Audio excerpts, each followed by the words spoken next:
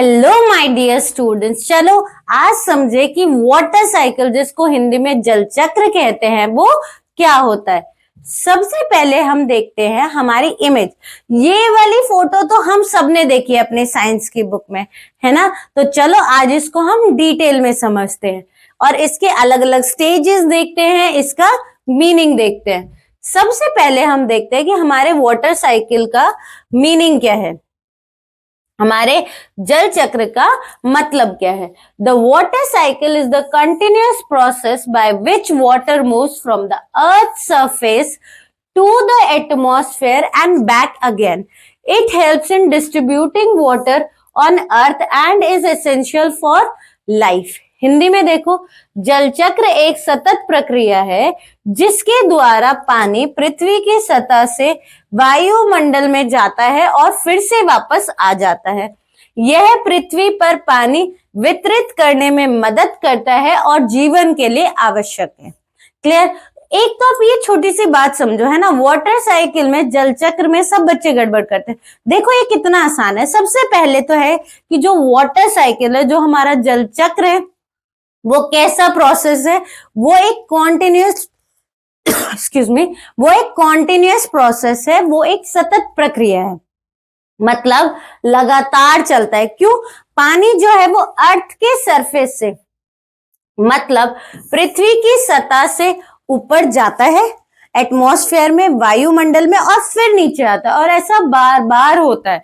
तो वो कैसा हो गया? वो एक कॉन्टिन्यूअस प्रोसेस हो गया, एक सतत प्रक्रिया हो गई कि वो लगातार ऐसे हो रहा है।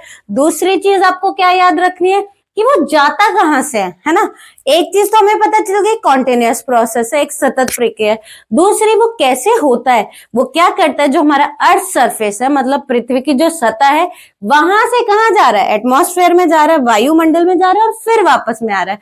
तो ये चीजें आपको याद रखनी है। फिर आपको क्या याद रखना है कि जो ये प्रोसेस है वो क्यों जरूरी है, क्योंकि जो ये पानी है, हमारा वाटर है, उसको इक्वली डिस्ट्रीब्यूट करने में, है ना, बांटने में मदद करता है। वो कैसे मैम?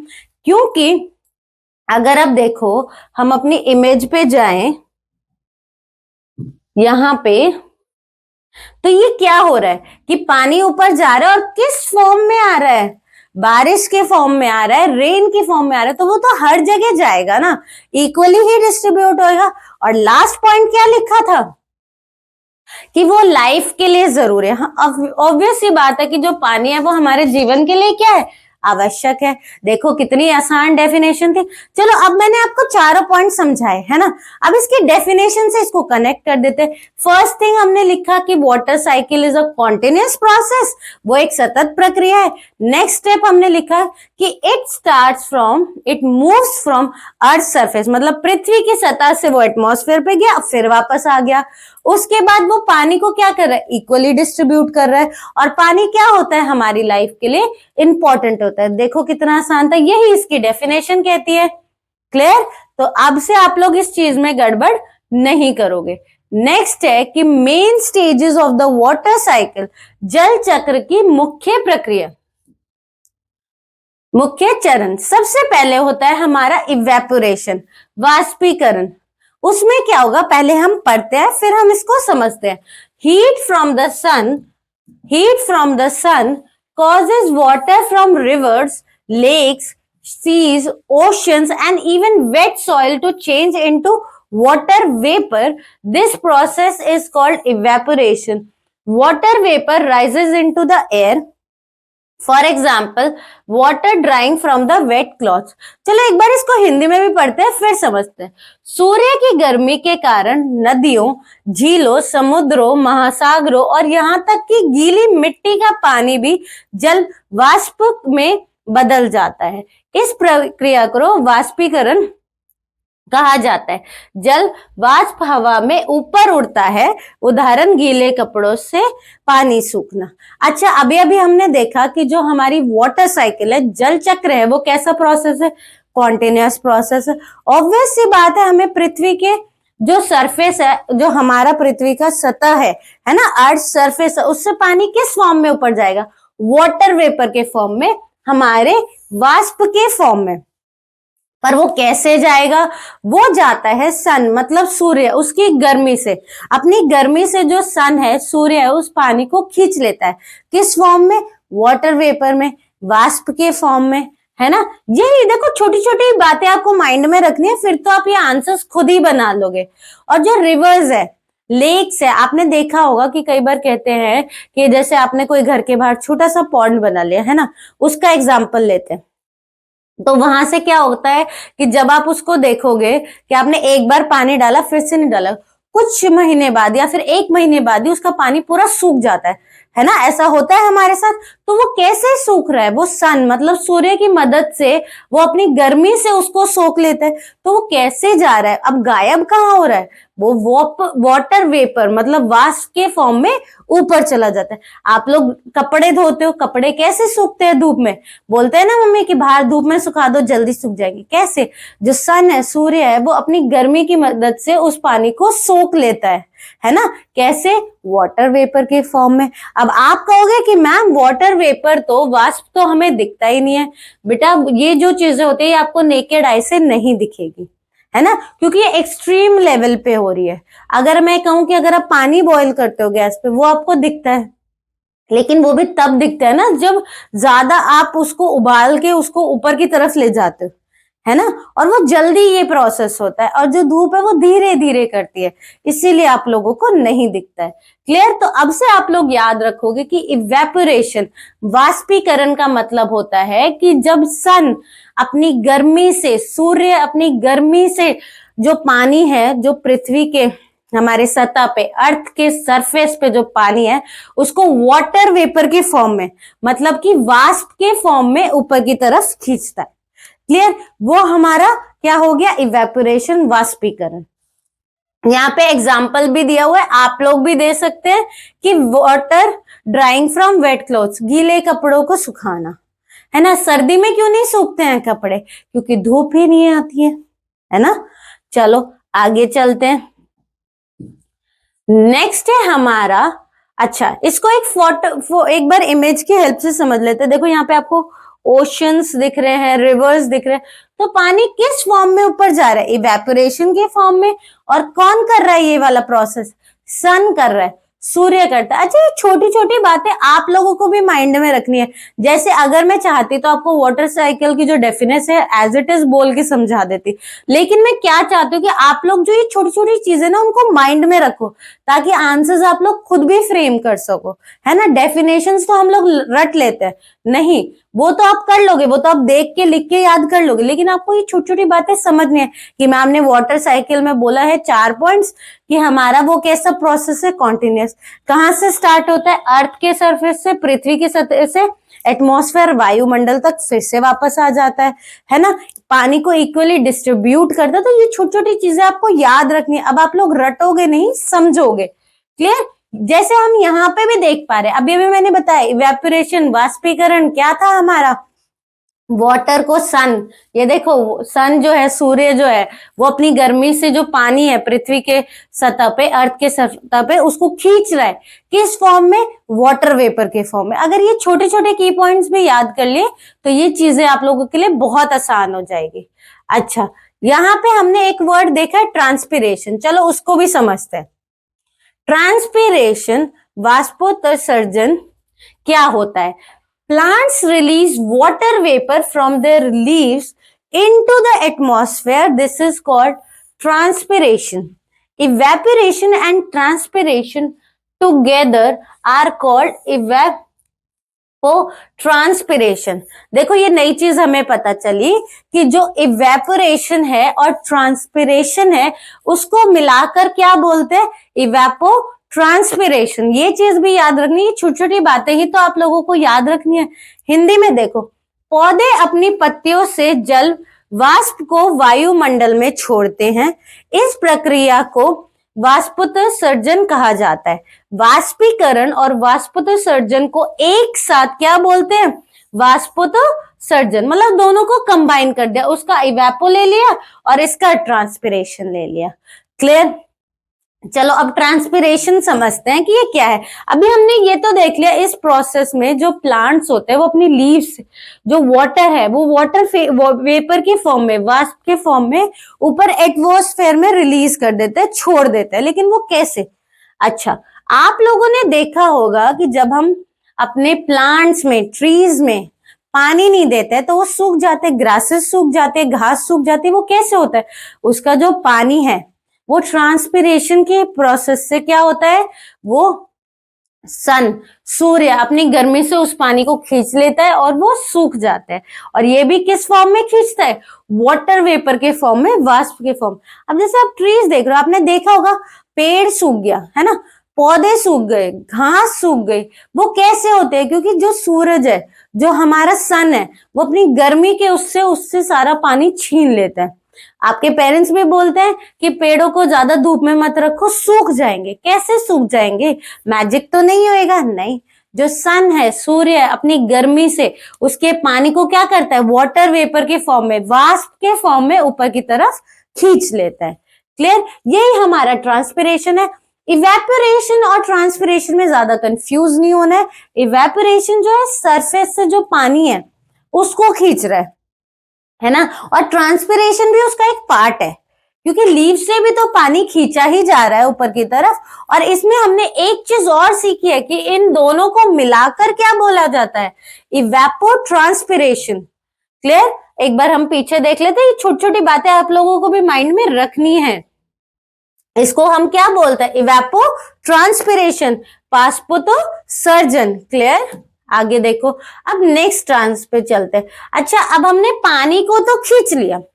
ट्रांसपिरेशन, इवेपोरेशन की हेल्प से जो हमारे अर्थ सरफेस पे था, पृथ्वी की सतह पे था, हमारे ट्रीज पे था, वो पानी हमने वाटर वेपर के फॉर्म में खींच तो लिया। लेकिन उसके बाद क्या होता है? क्योंकि ये तो वापस आना है, अब वो वापस कैसे आएगा वो भी देखते हैं। अब है हमारा कॉन्डेंसेशन, मतलब संघनन। वो क्या होता है? As water vapor rises higher, it cools down. The water vapor changes into tiny droplets or ice crystals. These droplets collect to form clouds. This process is called condensation. जैसे जैसे जल वाष्प ऊपर उठता है, यह ठंडा हो जाता है। वाष्प पानी की छोटी बूंदों को या बर्फ के क्रिस्टल में बदल जाता है। ये बूंद इकट्ठा होकर बादल बनाती है। इस प्रक्रिया को संघनन कहा जाता है। अच्छा, अब क्या होता है? जो वाटर है, जो वाटर वेपर है, वो ऊपर जाते जाते जितना वो ऊपर जाता है उतना ही वो ठंडा हो जाता है। और किस फॉर्म में? या तो पानी की जो छोटी छोटी बूंदे होती है वैसा बन जाता है, या फिर बर्फ के क्रिस्टल्स, आइसी क्रिस्टल, छोटी छोटी बर्फ के फॉर्म में बन जाता है। और ये सारी वाटर ड्रॉपलेट्स, पानी की बूंदे और आइसी क्रिस्टल्स, बर्फीले वो छोटे छोटे, वो मिलकर क्या बनाते हैं? क्लाउड बनाते हैं। क्लियर? ये भी आपको याद रखना है कि कॉन्डेंसेशन में क्लाउड्स बनते हैं, है ना। देखो कितना आसान था। ऑब्वियस सी बात है, जितना पानी ऊपर की तरफ जाता चला जाएगा वो ठंडा होता चला जाएगा। अब पानी ऊपर क्या ऐसे ही मैजिक में उठ जाएगा? नहीं, वो छोटे छोटे जो होते हैं वाटर ड्रॉपलेट्स के फॉर्म में, या आइस, अब आइस क्रिस्टल्स होंगे तो स्नोफॉल हो जाएगी, वाटर ड्रॉपलेट्स होंगे तो बारिश हो जाएगी। और ये सारे मिलके क्या बनाते हैं? क्लाउड्स बनाते हैं, है ना। अब देखो, यही बात तो कॉन्डेंसेशन में कही गई है कि जो पानी है वो ऊपर जाते जाते क्या हो रहा है? ठंडा हो रहा है। और क्या हो जाता है? पानी की छोटे बूंदे बन जाती है या बर्फ की क्रिस्टल्स बन जाते हैं। क्लियर? तो आपको ये बात भी रखनी है, C for condensation, C for clouds, की इसी स्टेज में क्लाउड्स बनते हैं। ठीक है, आप इसको ऐसे भी याद रख सकते हो। संघनन, संग आना, है ना, तो संग आके ही तो आपका बादल बना। क्लियर? अब चलो इसको फोटो की हेल्प से समझते हैं। सबसे पहले हमारा था कि हमने पानी को तो ऊपर हवा में उड़ा दिया, यहाँ वो उड़ गया सन की हेल्प से। अब क्या हुआ कि जैसे ही पानी यहाँ ऊपर गया तो वो ठंडा हुआ और छोटे छोटे वाटर ड्रॉपलेट्स बन गए, पानी की बूंदे बन गई, है ना, आइसी ड्रॉपलेट्स बन गए, बर्फ के जो है वो क्रिस्टल्स बन गए ना। तो वो क्या बनाया? अब वो जुड़ जुड़ के क्या बन गए? क्लाउड्स बन गए। फिर से रिपीट करो, C for condensation, C for clouds. तो अब से नहीं भूलोगे कि इसी स्टेज में क्लाउड्स फॉर्म होते हैं। अब देखो ये क्लाउड्स बन गए, क्लियर। अब देखो नेक्स्ट, अब उसको नीचे भी लाना। अब क्या है हमारा प्रेसिपिटेशन, मतलब वर्षा। When clouds become heavy, water falls back to the earth. This falling water is called precipitation. जब बादल भारी हो जाता है तो पानी पृथ्वी पर गिर जाता है। इस गिरते पानी को वर्षा कहा जाता है। अच्छा क्या है, अब धीरे धीरे जो वाटर, आपकी वाटर ड्रॉपलेट्स है, आपके आइसी क्रिस्टल्स है, वो कैसे हो गए, इकट्ठा होते गए, क्लाउड के फॉर्म में बन गए, बादल के उसमें बन गए। अब जैसे ही जो क्लाउड है, बादल है, वो हैवी हो गया है ना, भारी हो गया, तो वो गिरना स्टार्ट हो जाता है ना। और उसे क्या कहते हैं हम लोग, रेन कहते हैं। The falling water is called precipitation, जिसमें रेनिंग होती है, स्नोफॉल होती है। इट मे फॉल, यह किस प्रकार से गिर सकता है, या तो रेन, बारिश, स्नो, हिमपात होना, मतलब आप सबको पता है बर्फ गिरना, हेल, ओले। अच्छा ओले आप लोगों को पता है क्या होता है, जब बारिश होता है आपने देखा होगा छोटे छोटे आइसी क्रिस्टल्स ही होते हैं। स्नोफॉल तो बिल्कुल कॉटन जैसी होती है ना, और जो ओले होते हैं वो कैसे, तो छोटे छोटे बर्फ के टुकड़े कर लियो और वो हमारे सर पे आके गिर रहे हो, है ना। स्लीट से हिमवृष्टि के फॉर्म में, ये आपको इतना जरूरी नहीं है बट आपको पता होना चाहिए। ये सब एक बारिश का ही तरीका है, कहीं बारिश हो रही है, कहीं ओले गिर रहे हैं, कहीं स्नोफॉल हो रहे हैं, क्योंकि अब हमारा बादल जो क्लाउड है वो कैसा हो गया है, हैवी हो गया है। क्लियर। आगे देखो, एक बार इमेज की फॉर्म में भी देख लेते हैं और क्विकली रिवाइज भी कर लेते हैं। सबसे पहले हमने देखा कि हमारा वाटर साइकिल जो था, जल चक्र था, वो एक सतत प्रक्रिया थी, एक कॉन्टिन्यूअस प्रोसेस था। उसमें सबसे पहले क्या हुआ, इवेपोरेशन। इवेपोरेशन में क्या किया गया, पानी जो है वो अर्थ के सरफेस से, पृथ्वी के सतह से ऊपर लिया गया। किसने लिया उसको, सन ने लिया, सूरज ने लिया। कैसे, अपनी गर्मी से लिया। ट्रांसपिरेशन कहाँ होता है, प्लांट्स, ट्रीज में होता है। वो अपने लीव्स का जो पानी है वो ऊपर की तरफ उड़ा देते हैं, है ना। उसके बाद क्या हुआ, जैसे ही पानी ऊपर गया, छोटे छोटे ड्रॉपलेट्स के फॉर्म में बन गया, क्रिस्टल्स के फॉर्म में बन गया, और उनने सबने मिलाकर क्या बना दिया, क्लाउड्स बना दिया। C for condensation, C for clouds, बादल बन गए। उसके बाद हुआ हमारा प्रेसिपिटेशन, मतलब रेनफॉल, स्नोफॉल, है ना। एक बार आप ये देखो वर्षा, हिंदी में तो क्लियरली मैंने लिखा हुआ है वर्षा, तो प्रेसिपिटेशन मतलब वर्षा कि पानी गिर रहा है ना। स्नोफॉल हो रही है, रेन हो रही है, ओले गिर रहे हैं, है ना।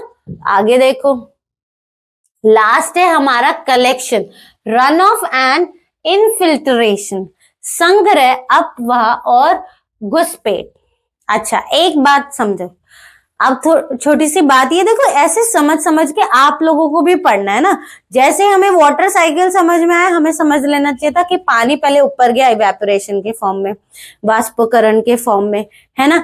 फिर उसके बाद जाके ऊपर क्या हो गया, कंडेंसेशन, मतलब वो सारी चीजें, जो सारे पानी ऊपर गया था वो एक साथ इकट्ठा हुआ है, क्लाउड बना है, संघनन हुआ है। उसके बाद अब भाई वो क्लाउड बन गया, इतना भारी हो गया तो वो नीचे भी गिरना है। वो कैसे गिर रहा है, प्रेसिपिटेशन स्टेज पे, जब वर्षा हो रही है। उसके बाद अब पानी गिर रहा है तो वो नीचे इकट्ठा भी तो होगा, वो क्या हो गया, कलेक्शन, संग्रह। अब देखो ये क्या होता है, water collects in rivers, lakes, ponds, seas and ocean. जहां से पानी लिया फिर घूम फिर के वहां आ गया। Some water flows over land and run off. Some water soaks into the ground and becomes groundwater. This water again evaporates, repeating the cycle. नदियों, झीलों, तालाबों, समुद्रों और महासागरों में पानी इकट्ठा होता है। कुछ पानी अपवाह के रूप में भूमि पर बहता है, कुछ पानी जमीन में सोख लेता है और भूजल बन जाता है। यह पानी फिर से वाष्पित हो जाता है, चक्र को दोहराता है। क्लियर। अब देखो क्या हुआ, अब पानी फिर वापस आया, कहां पर, लेक्स में, ओशंस में, और हमारे पॉन्ड्स में, रिवर्स में, हमारे नदियों में, झीलों में, तालाबों में, समुद्रों में वो पानी गिरा, वहां पर वापस पहुंचा। और कहाँ गिरा? हमारे अर्थ के सरफेस, मतलब हमारा जो पृथ्वी का सतह है, लैंड है, ग्राउंड है, वहां पे भी गिरा। लेकिन वो फिर पानी किसने? ग्राउंड ने सोख लिया। कैसे? ग्राउंड वाटर के फॉर्म में बन गया, है ना। और अब ये छोटी सी बात है, some water soaks into the ground, ये हमारा हो चुका है। This process, this water cycle again evaporates, repeating again. अब पानी वापस आ गया, फिर जो सन है, सूरज है, फिर से उसको ऊपर लेगा वाटर वेपर के फॉर्म में, वाष्प के फॉर्म में, और फिर से गिरा देगा। क्लियर? देखो कितना आसान है ये, वो फिर से दोहराया जाएगा ना। अब हम अपनी इमेज देखते हैं, फिर से क्विकली एक बार सारा रिवाइज करते हैं। हम अपना पानी लेके गए अर्थ के सरफेस से, पृथ्वी की सतह से, फिर वो बन गया क्लाउड, क्लाउड से गिर गया वो नीचे कैसे? रेन, स्नोफॉल, हेल, मतलब ओले के फॉर्म में, और फिर से वापस आ गया तो कहीं ग्राउंड में कलेक्ट किया ग्राउंड वाटर के फॉर्म में, कहीं वो रिवर में चला गया। देखो कितना आसान था ये। अब हम देखते हैं कि जो वाटर साइकिल हमने पढ़ी है, जल चक्र का जो हमने महत्व है वो देखते हैं। Maintains the water balance on earth, पृथ्वी पर जल संतुलन बनाए रखता है। बिल्कुल सही बात है ना। अगर पानी जो है वो एक ही जगह रुका रहेगा तो वो सब तक कैसे पहुंचेगा? आप लोगों ने ये चीज सुनी है कि पहाड़ों में स्नोफॉल हुई है तो यहाँ बारिश होगी, है ना। तो हर चीज एक दूसरे से कनेक्ट है। पानी उधर से हो रहा है तभी तो हुआ है ना। तो ये इक्वली डिस्ट्रीब्यूट करने के लिए, हमारा जो वाटर बैलेंस है, हमारा जो पानी का संतुलन है, उसको ठीक रखने के लिए provides fresh water for the plants and humans, पौधे, जानवरों और मनुष्य के लिए मीठा पानी प्रदान करते हैं। बिल्कुल सही बात है। अगर आप पानी एक जगह इकट्ठा कर दो तो वो खराब हो जाता है, उसमें एल्गे लग जाते हैं, काई लग जाती है ना।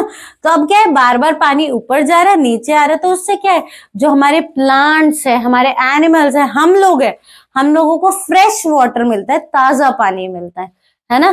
फिर क्या करते हैं, जो हमारा क्लाइमेट है और वेदर है उसको रेगुलेट करता है, जलवायु और मौसम का नियंत्रण करता है, एक बैलेंस बनाता है ना, दोनों में, वेदर और क्लाइमेट में। अच्छा, अब बच्चे ना इसमें भी बहुत कंफ्यूज होते हैं, मैम वेदर और क्लाइमेट में क्या होता है? जो वेदर होता है ना वो आपका डे टू डे बताता है कि अभी मौसम कैसा है, और जो क्लाइमेट है ना over the months, over the years compare करके बताता है। ठीक है, इस चीज में आप लोग कंफ्यूज नहीं होगे अब से। सपोर्ट्स एग्रीकल्चर एंड इकोसिस्टम, बिल्कुल सही बात है। अगर आप लोग देखो, जो बारिश है उसकी मदद से क्या होता है, जो हमारी खेती है वो अच्छी होती है क्योंकि पानी हर जगह पहुंच रहा है। इकोसिस्टम मतलब हमारा पारिस्थितिक तंत्र, इकोसिस्टम में सब कुछ आ गया ना, हमारे प्लांट्स, एनिमल्स, हम लोग, वो सबको बैलेंस करता है। तो देखो कितना आसान, ऑब्वियस सी बात है, जो पानी है वो वाटर बैलेंस ही करेगा, प्लांट्स को ही ताजा पानी मिलेगा, क्लाइमेट और वेदर को ही अच्छा करेगा, supports agriculture and ecosystem. Clear? अब आगे चलते हैं। नेक्स्ट हम देखते हैं इन शॉर्ट, फॉर एग्जाम संक्षेप में। अच्छा, अगर आपको वाटर साइकिल एग्जाम में पूछ लिया जाए और 2 मार्क्स का आ जाए तो आप उसमें कैसे आंसर लिखोगे? The water cycle is the continuous movement of water between earth surface and the atmosphere through evaporation, condensation, precipitation and collection। Hindi में भी देख लो, ये डेफिनेशन आप लोग नोट डाउन भी कर लेना, क्योंकि बच्चे मुझसे बहुत पूछते हैं कि मैम इजी सी डेफिनेशन बता दो वाटर साइकिल। इससे इजीएस्ट डेफिनेशन हो ही नहीं सकती जल चक्र की, वाटर साइकिल की। जल चक्र वाष्पीकरण, संघनन, वर्षा और संग्रह के माध्यम से पृथ्वी की सतह और वायुमंडल के बीच पानी का निरंतर गति करता है। क्लियर? देखो कितना आसान था। नेक्स्ट चलते हैं और कुछ क्वेश्चंस डिस्कस करते हैं, मल्टीपल चॉइस क्वेश्चंस। सबसे पहले है कि which process changes water into vapour, कौन सी प्रक्रिया पानी को वाष्प में बदल देती है? कंडेंसेशन, संघनन, प्रेसिपिटेशन, वर्षा, इवेपोरेशन वाष्पीकरण, कलेक्शन संग्रह। तो अब आप लोग बिल्कुल इसका सही आंसर दोगे, वो क्या है? इवेपोरेशन, हमारा वाष्पीकरण। आगे देखो, नेक्स्ट है हमारा कि clouds are form due to, बादल निम्न कारणों से बनते हैं: इवेपोरेशन, कॉन्डेंसेशन, रन ऑफ या ट्रांसपिरेशन। वाष्पीकरण, संघनन, अफवाह, वाष्पोत्सर्जन। आप लोगों ने अब इस आंसर को खुद देना है, क्योंकि ये मैंने बहुत अच्छे से समझाया था। सी फॉर तो इसका आंसर आप लोग लिखोगे कमेंट सेक्शन में। नेक्स्ट देखते हैं, rainfall is an example of, वर्षा इसका एक उदाहरण है। Evaporation, condensation, precipitation, infiltration. वाष्पीकरण, संघनन, वर्षा, घुसपैठ। ये बहुत ही आसान है। वो किसका एग्जाम्पल है? रेन, वर्षा, हमारे प्रेसिपिटेशन का, हमारे वर्षा का। हिंदी में तो क्लियरली लिखा ही है। नेक्स्ट देखो, water that seeps into the ground is called, जमीन में रिसने वाला पानी कहलाता है सन रन ऑफ, मतलब अपवह, ग्राउंड वाटर, भूजल, वाष्प या क्लाउड। क्लाउड कैसे हो सकता है? वर्षा कैसे हो सकती है? जमीन में चला गया ना। वेपर तो हवा में उड़ गया। ग्राउंड के साथ ही जुड़ गया। वाटर तो वो क्या हुआ? ग्राउंड वाटर, भूजल। चलो देखो कितना आसान है इन क्वेश्चंस को करना कनेक्ट कर करके। नेक्स्ट देखते हैं, वेरी शॉर्ट आंसर क्वेश्चंस, बहुत संक्षिप्त उत्तरीय प्रश्न। What is evaporation? The change of water into water vapour due to heat. वो भी किसकी? सन की, सूरज की। ये सब मैं सिर्फ आप लोगों के लिए रीड करूं क्योंकि मैं ऑलरेडी समझा चुकी हूँ, बट आपको आइडिया देने के लिए कि कैसे कैसे क्वेश्चंस पूछे जाते हैं, इसीलिए मैं बता रही हूँ। इनको आप स्क्रीनशॉट लेके नोट डाउन भी कर सकते हो। वाष्पीकरण क्या है? गर्मी के कारण जल वाष्प में पानी का परिवर्तन। Name the process by which plants release water vapour. उस प्रक्रिया का नाम बताइए जिसके द्वारा पौधे जल वाष्प छोड़ते हैं। वो क्या है? हमारा ट्रांसपिरेशन, हमारा वाष्पोत्सर्जन। नेक्स्ट देखो, व्हाट फॉर्म्स क्लाउड? बादल क्या कैसे बनते हैं? आंसर, कंडेंस्ड वाटर वेपर, संघित जल वाष्प। ऑब्वियस सी बात है, जो वाटर वेपर ऊपर चला गया वही तो बना रहा था। What is precipitation? Falling of water from clouds as rains, snow और hail. वर्षा क्या है? बारिश, बर्फ या ओले के रूप में बादलों से पानी गिरना। उसके बाद थोड़े से और शॉर्ट क्वेश्चन आंसर्स देख लेते हैं। What is water cycle? इसका आप लोग स्क्रीनशॉट ले लो क्योंकि मैं ये आपको ऑलरेडी बता चुकी हूँ। नेक्स्ट देखो, Why is the sun important for water cycle? ये जरूर पढ़ते हैं। जल चक्र के लिए सूर्य क्यों महत्वपूर्ण है? The sun provides heat energy that causes evaporation which starts the water cycle. अगर सन ही नहीं हुआ, सूरज ही नहीं हुआ, तो हमारी जो वाटर साइकिल है, जो जल चक्र है, वो शुरू ही कैसे होगा? और अगर शुरू ही नहीं हुआ तो खत्म कैसे होगा?